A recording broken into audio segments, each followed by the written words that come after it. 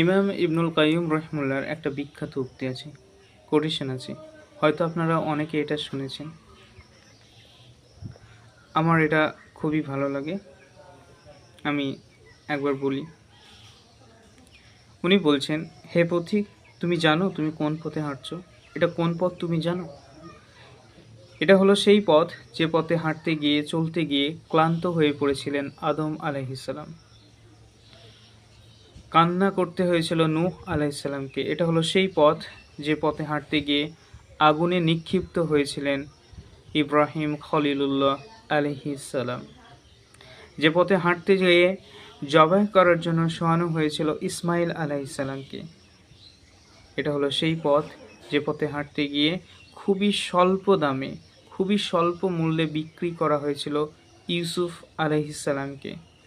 কারাগারে কাটাতে হয়েছে জীবনের কয়েকটি বছর। এটা হলো সেই পথ যে পথে হাঁটার জন্য জবাই করা হয়েছিল সাইয়েদিনা ইয়াহইয়া আলাইহিসসালামকে। রোগে ভুগেছেন আইয়ুব আলাইহিসসালাম। এটা সেই পথ যে পথে হাঁটতে গিয়ে দাউদ আলাইহিসসালামের কান্না সমস্ত সীমা অতিক্রম করেছে। এটা সেই পথ যে পথে হাঁটতে গিয়ে নিঃসঙ্গ জীবন যাপন করতে হয়েছে সাইয়েদিনা ঈসা আলাইহিসসালামকে। আর অসংখ্য দুঃখ দুর্দশা কষ্ট ক্লেশ ভোগ করেছেন নবী মুহাম্মদুর রাসূলুল্লাহ সাল্লাল্লাহু আলাইহি ওয়াসাল্লাম। এটা হলো সেই পথ। আর তুমি এখনো খেলতামাশায় মত্ত রয়েছো।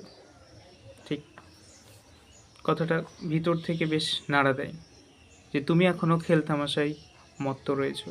আমরা কোন পথের যাত্রী? আমাদের মাকসাদ কি? আমাদের উদ্দেশ্য কি? আর আমাদের বর্তমান পরিস্থিতি অবস্থা কি?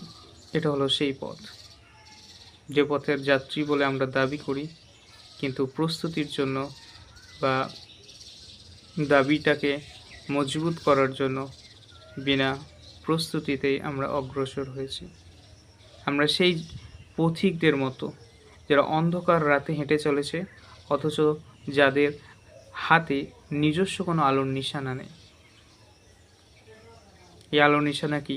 এই আলোর নিশানা হচ্ছে ইমানের নূর, ইমানের জ্যোতি, ইমানের তাজাল্লি, যেটা আমাদেরকে পথ দেখাবে এই অন্ধকার রাস্তায়, অন্ধকার জগতে, যেটা আমরা হারিয়ে ফেলছি, যেটা আমাদের মধ্যে নিমেষেই শেষ হয়ে যাচ্ছে। আল্লাহ আমাদের সবাইকে ঈমান দান করুক। আল্লাহুম্মা আমিন।